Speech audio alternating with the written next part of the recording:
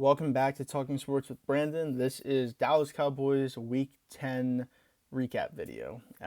Obviously, I'm not on a high note or excited to do this video at all. I honestly dreaded doing this video.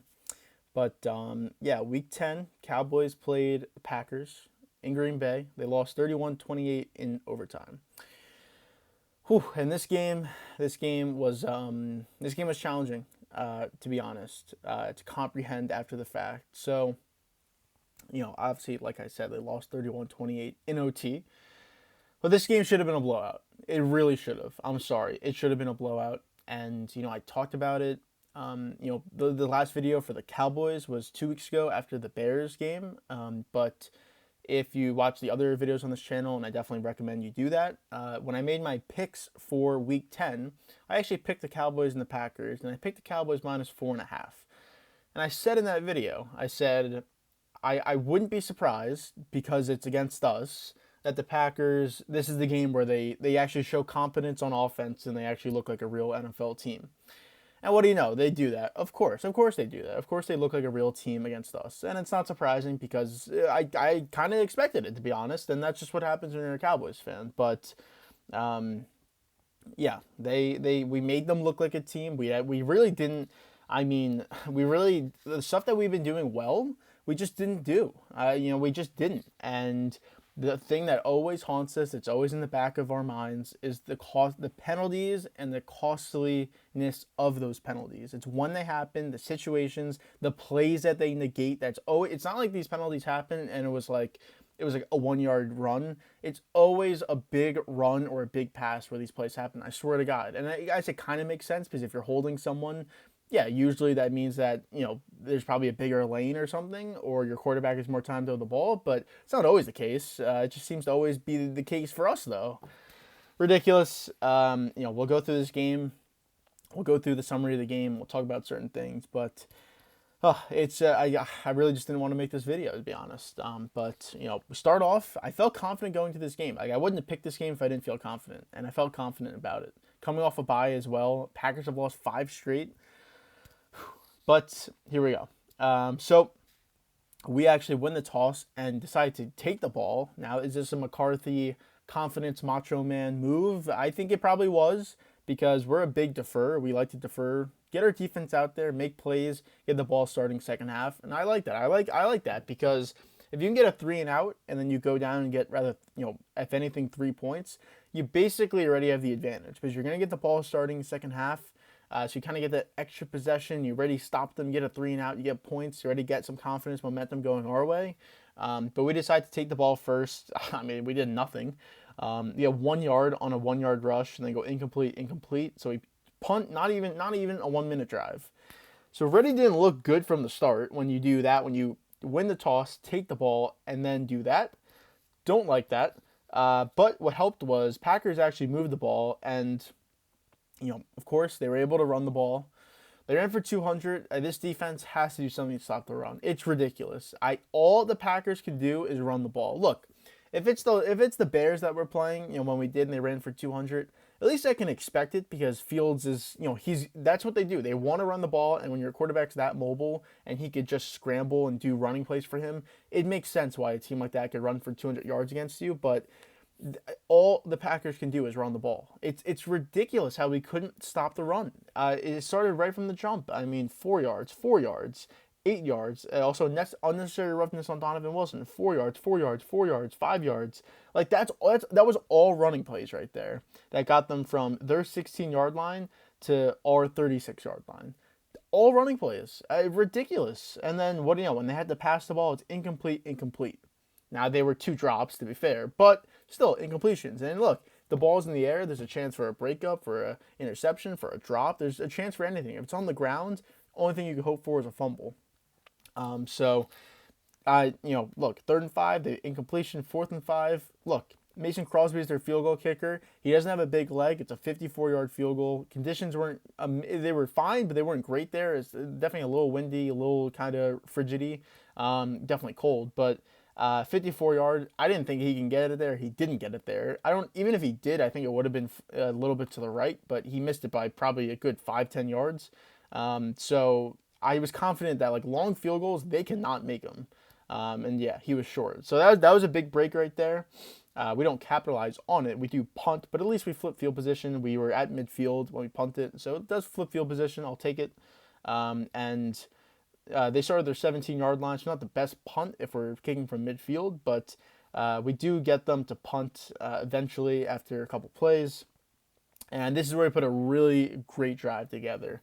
This gave me a lot more confidence after it'd been almost the entire first quarter. Really nothing had happened. We hadn't looked good on offense and the running game. The rush defense didn't look great for us.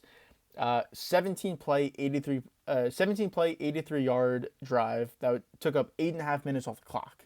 That's a great drive right there. Starts with a 7-yard pass. Then we get a holding. It's not great, 2nd and 13, but Pollard goes for 14 yards. Zeke didn't play this game, so Pollard was lead back again. Most carries in a game in his professional career. I think even collegiate career as well. I think he had 22 in this game. Really good game from Pollard. Can't ask for anything more from what he did in this game. I think he had 115 on the ground, and he scored a touchdown later on in this game. So really good game from him. Then Dak to Gallup for 3 yards. Pollard for 6 yards. 2 yards. That was a 3rd and 1. That was a 2-yard QB sneak from Dak.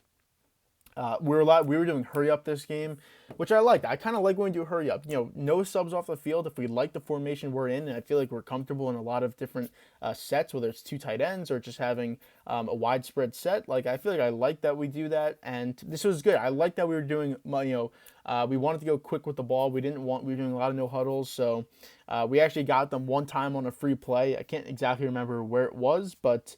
It was somewhat early in the game where we went quick. We got him trying to do a substitution. We got him with 12 men on the field, so we got a free play. I think it was an incompletion down the field, or maybe it was a completion. I can't exactly remember.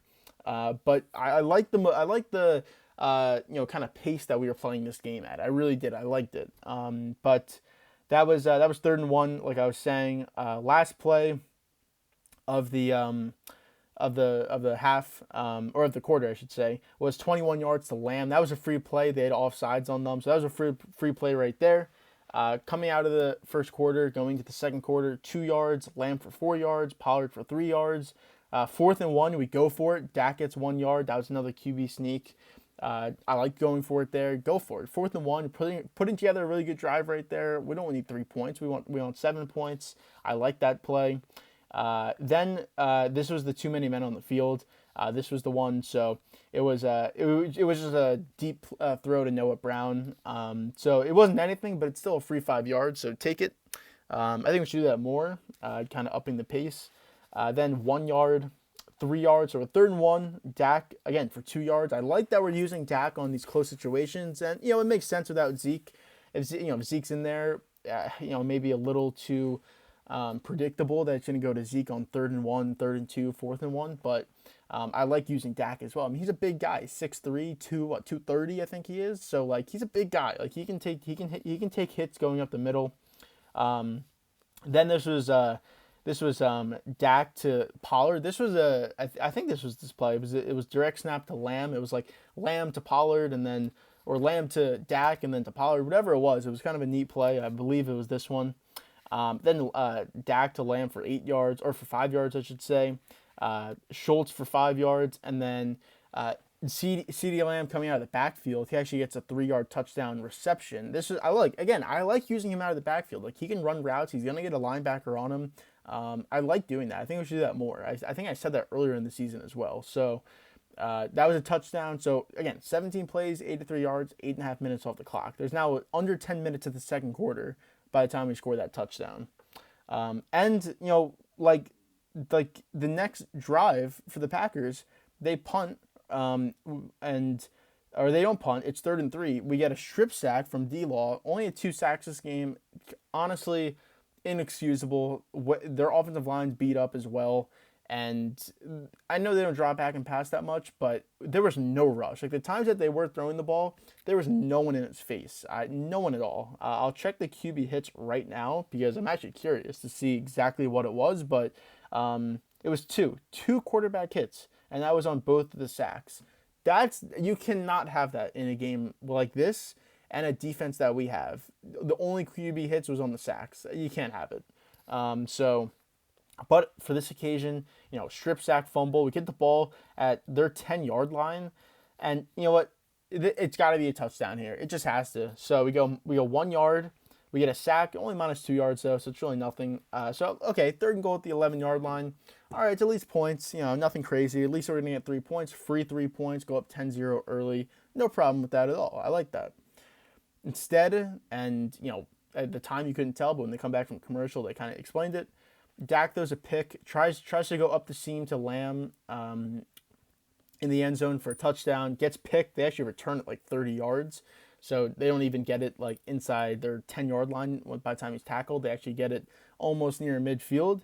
But the way, and again, it looks like he just throws a pick, but the way that they explained it, and it made sense, and people agreed with it as well. So, it was Schultz and Lamb running like the same route, and Schultz is supposed to clear out that middle. So he's supposed to take a deep dig, excuse me. He's supposed to take a deep dig and clear out the safety, while Lamb's supposed to come behind him and underneath him and slide in for a touchdown. Really good play call, really good design for it, and that a lot of teams do that. It's not something that Kellen Moore just made up, but Schultz just didn't clear out. He didn't run hard enough. I don't know if he knew exactly what he was supposed to do or what was supposed to happen, but he didn't clear out the safety. He didn't run a hard enough route, and Lamb couldn't get to the spot at the time he needed to be. The guy jumps in, picks it off. So just a communication mistake, a scheme mistake. I don't know what it was, but it was a mistake, a big mistake, because that's 3 points, possibly 7 points. Because you know what? He was open for that touchdown. If Schultz clears the safety out, there was no one there. That was a touchdown. So big mistake right there. Gives them, life again early on, though. But it's still early, but it's still life. They were doing nothing. And then as soon as that happens, they go for a 58-yard touchdown to Christian Watson, who he ended up having 3 touchdowns this game. The rookie who Rodgers basically hated and exiled to Siberia in the middle of the season. First play of their season is a 75-yard bomb to him, wide open, drops it for a touchdown. That was his problem coming out of college, was that he had no hands at all, and it's proven true in the NFL. Again, those 2 drops on their missed field goal drive were him. But on this one, this is probably the toughest catch he had all game, and over the shoulder, over the top, and he makes the catch, gets the touchdown, 7-7. Anthony Brown gets a concussion on this play, which hurt because that means that Kelvin Joseph had to play, and they were kind of attacking him.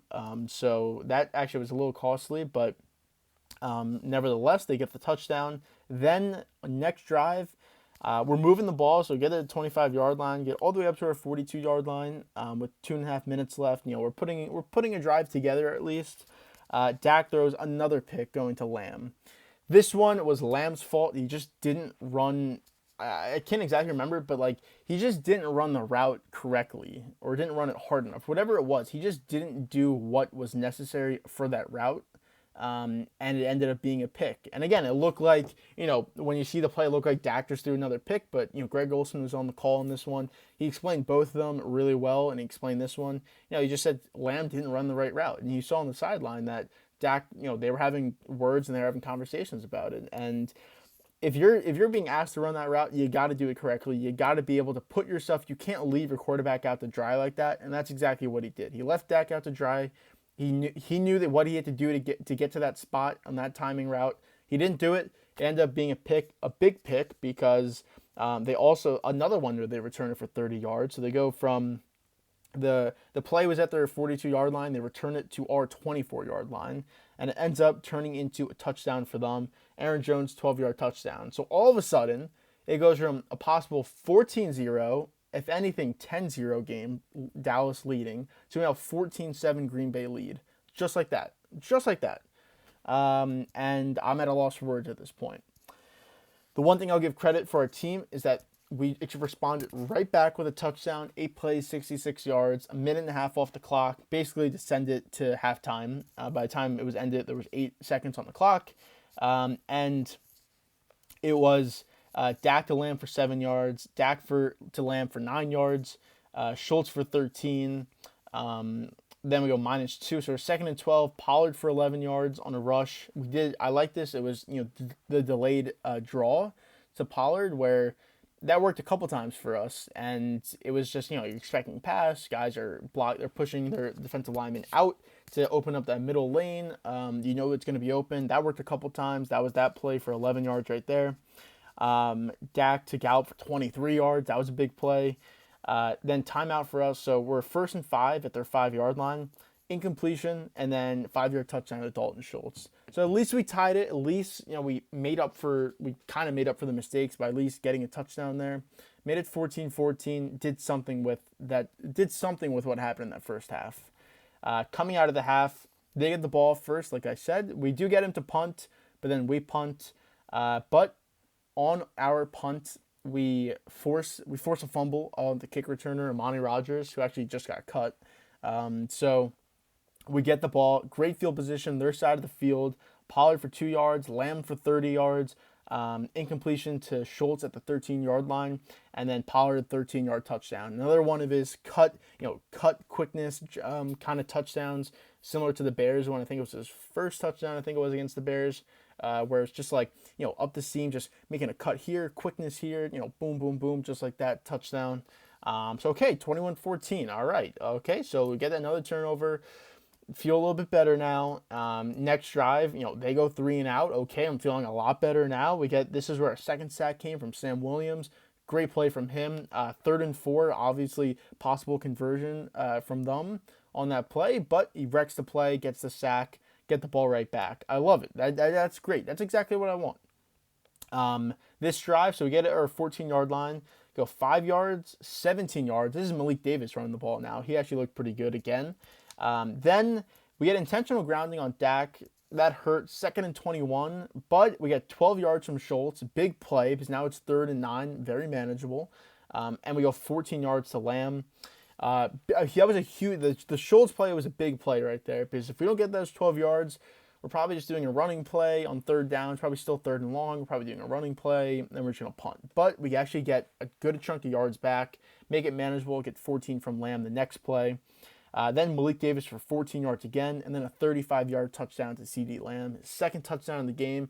He had a monster game, but still the one mistake of that pick, the second interception, looms large. Despite him going for, I think it was 11 for 150 and 2 tutties, still looms large, that mistake that he made, and also Dalton Schultz as well. So despite them both catching touchdowns, they both had mistakes and had faults that really did cost us. But still, 28-14. For everything that's happened in this game, you're up 28-14 with just under 3 minutes left in the third quarter. You couldn't ask to be in a better position with what's happened, and even if that hadn't happened, I think you'd still take being up 2 touchdowns late in a ball game. But next drive, look, Packers go down and get a touchdown. 9-play, 76-yard drive, took 4.5 minutes off the clock. They're going down the field, third quarter ends. And they're 4th and 7 at our 39-yard line. I mean, you got to have a stop here. 4th and 7, they're going for it. They have to with 13 minutes left in the game. They're at the 39-yard line. Get a stop here. This game's over. You can kill the clock. If you don't score, you're pinning them back. You're wasting more time. You're most likely scoring. Our offense is working really well right there. You don't 4th and 7. You don't stop them. Not only do you not stop them, but they get a touchdown on that play again to Watson, 39 yards. I think the game was over after we went up 28-14, but I'm saying if we get one stop, this game is very close to being over because, again, we kill a clock, we maybe get points, whatever it is. Just inexcusable. That's the biggest word from this game is inexcusable, everything that's happened. So they make it 28-21. Still not the end of the world, not the best thing, but still not the end of the world. We get the ball back and we get it at our 12-yard line. This was, we get all the way down to our 37-yard line, 3rd and 9, go incompletion, have to end up punting. So we get them all the way down to their, I think it was their, 11-yard line? Yeah, all the way to their 11-yard line. So again, defense, got to make a stop. The defense, for how great they've been this season, it seems like when we really need a stop, i.e. Philly game and this game, we haven't got that stop from the defense. And again, the offense scored 28 points. Obviously, they had 2 interceptions that cost us points, but defense got to make stops when called upon. They didn't make those stops. So again, 3rd and 2, they get 3 yards, first down.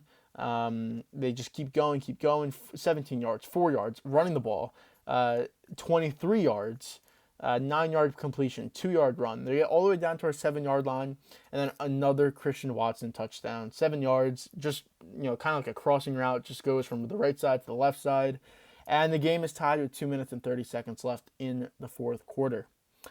And this is where, I thought, all right, it's like, okay, again, not the best thing ever at all, but, maybe we can put together a drive just to kind of do what Rodgers always does to us, is put together a late drive, get a game-winning field goal, leave no time on the clock, and get out of Green Bay with a victory that, we needed, especially with them coming back and tying the game. So Pollard for 3 yards, 2-minute warning, go incompletion to Noah Brown, and then incompletion to Michael Gallup.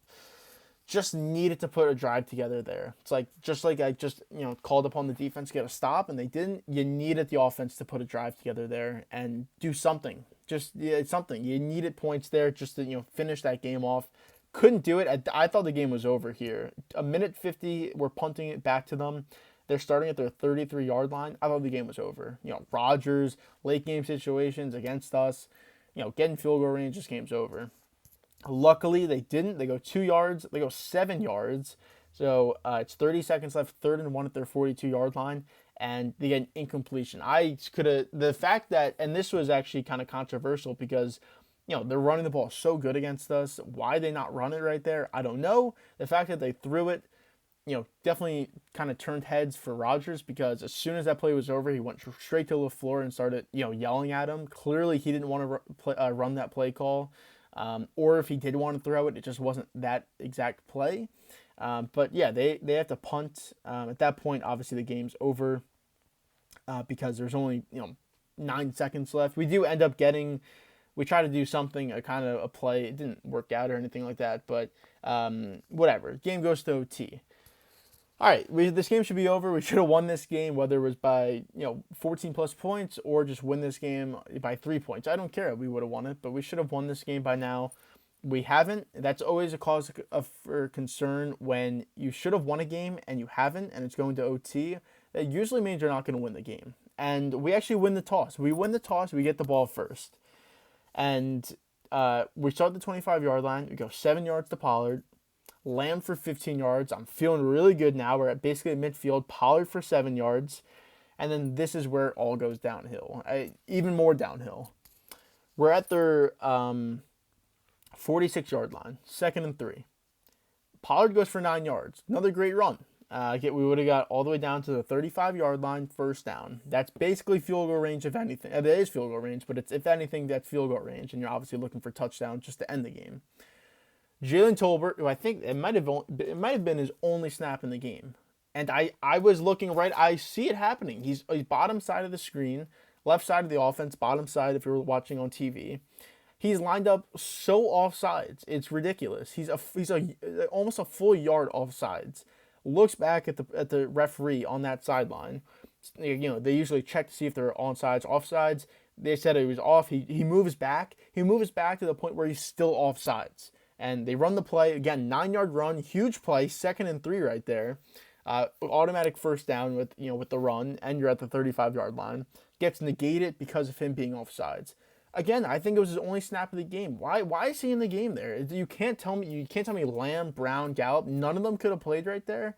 Anyone, even Turpin, you're gonna run the ball anyways, so why not just why is Tolbert in the game right there? It's just a ridiculous penalty. I don't even care that he's a rookie. How do you line up off sides? I don't understand it. So that negates that. So now we're 2nd and 8. And we get lucky that we get a 9-yard gain from Tony Pollard on a passing catch. So we do get the 1st down. So at least it covers that. But even still. So now we're at their 42-yard line. Go incompletion. 2nd and 10. We go Malik Davis for 16 yards. Huge play. We get all the way down to the 26-yard line. But no. Offensive holding on McGovern. Look at the replay. It's not holding. It's not holding. He did not hold the defensive lineman from the Packers. Ridiculous call. Kills us there. It's a bad call, but it still gets called. So, again, penalties and costly situation. That's a 16-yard run. And it gets negated. On 2nd down, too. Not 1st down. 2nd down. So now we're 2nd and 19. All the way at midfield now. So we went from possibly almost in the red zone to now being a midfield on one play at our 49-yard line, so even past midfield. We go 16 yards to Schultz. So again, a big play, 3rd and 3 at the 35-yard line, and we go incomplete to Lamb. That was a missed call right there. They call the one on McGovern, but they don't call this. This is obvious pass interference. It's a slant to Lamb. Jair Alexander's the one covering him. He hits him early and tugs him and grabs him. There could have been 3 different calls you could have called in terms of pass interference. They didn't call one of them. So that, like I said, didn't get called. So we're 4th and 3 at the 35-yard line, and this is decision time. Do you go field goal? It would have been around a 52-yard field goal. Obviously, you have Maher. I don't know where the wind was coming in from on that side. This was kicking to the left. If you're watching on a screen, we're on the left side of the field. So I'm not sure if the wind was going with us or against us, but even still, he's a big leg, 52 yards. That's not a biggest field goal from a kicker anyways, especially, again, it's not Crosby, who's like 40 years old and can barely kick the ball. So you could have kicked the field goal. And, if you miss, you miss. I mean, yeah, if you were to go for it and miss and you miss the field goal, it's basically the same thing. It's a couple yards difference because of where the ball snapped compared to where you're holding it on a field goal, because that's where you get the ball on a missed field goal. But still, would you rather have the possibility of making the field goal and at least getting 3 points, or obviously the upside is if you convert the 4th down, you can drive for a touchdown, or if anything, kick a field goal that's shorter. We decide to go for it on 4th down, don't end up getting it, and I mean, obviously at this point I knew the game was over because you're giving the ball to them at the 35-yard line of Green Bay, so you get good field position. All they need is a field goal, and yeah, we don't convert. So we give the ball back to them. Like I said, all they need is a field goal. They go 1 yard, they go 8 yards, 3rd and 1. Again, it's not the easiest stop. It's 3rd and 1, but still, they go 36 yards. I mean, they go 36 yards on 3rd and 1. They go from their 44 to our 20-yard line. They get 5 yards, but then they get a face mask on us as well. So they get even more yards. At that point, I mean, they were already in field goal range, but just make it easier. They kneel for the spot to where he wants to kick the field goal, and then they make it, and we lose. So that's how we lost 38-28. I mean, I can't even talk about it, but for penalties for the game, we were 9 for 83. That's the game. 9 penalties for 83 yards, and the 2 that cost us the most. It's ridiculous. That's the thing that's always in the back of our heads is penalties in bad times, and it just seems like when we lose, that's what happens, and it's a problem. It really is. They were 6 for 40. I mean, 6 is it's only 3 less, but that's a 43-yard difference. And again, there should have been one on Jair Alexander. I think that's kind of being maybe a little overlooked. Is that, and again, it wasn't called, but it was a clear, blatant PI call that they just didn't call. If that gets called, it's 1st down. That was a 3rd and 3 play. It's 1st down. You set it down. So you're running the ball. Who knows what happens? But even still, the fact that we were in that situation, the game should have been over in regulation. So final stats, I mean, Dak was 27 of 46 for 265, 3 touchdowns, 2 picks. Didn't play great, but didn't play terrible. I think, again, the picks, obviously still some blame for him, but, whether it's Schultz not clearing the guy out or Lamb not running his route the way you should have ran it, it's that, Pollard was 22 carries, 115 on the ground, a touchdown. Malik Davis was 5 for 38. We ran for 160 on the ground. Can't complain about that. Like I said, Lamb was 11 for 150 and 2 touchdowns. Schultz, you knew he was going to have a big game always with Dak, 6 for 54 and a touchdown. Again, defense, Micah didn't do anything. He did nothing this game. They used him at linebacker almost the entire game, and I know that they run the ball a lot, but, he didn't do anything against the run anyway, so you might as well just line him up at defensive end and see if he could have done something, but I don't know. No one did anything defensively, but for them, they ran for 207 on the ground. It's just, we got to be able to stop the run. And look, who we face coming up is Minnesota, they can throw the ball, but they have Dalvin Cook, who's obviously one of the better running backs in the league. Play the Giants, Barkley, they want to run the ball. Colts, Jonathan Taylor, they want to run the ball. Texans, Damian Pierce, the rookie, they want to run the ball. Jaguars, ETN, they want to run the ball. Eagles, they want to run the ball. Titans, Derrick Henry, they want to run the ball. Like every single team that we face coming up wants to run the ball, and they know that it's a weakness for us, so they're going to run the ball. So unless we're up early, and even then, they could still run it. Or somehow we just make stops defensively to stop them from running the ball and let our pass rushers do what they have to do.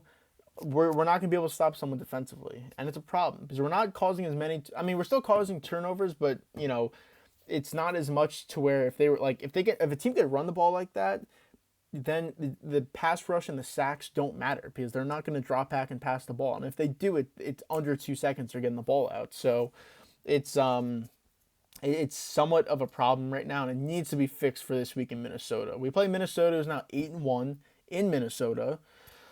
They have all the confidence in the world to beat us. This would have been a big game for us because Philadelphia lost to Washington this week. Philadelphia is 8-1. If we would have won this game, which again we should have won this game, we would be 7-2 right now. With a big game against Minnesota, Thanksgiving against the Giants, and then we play the Eagles later.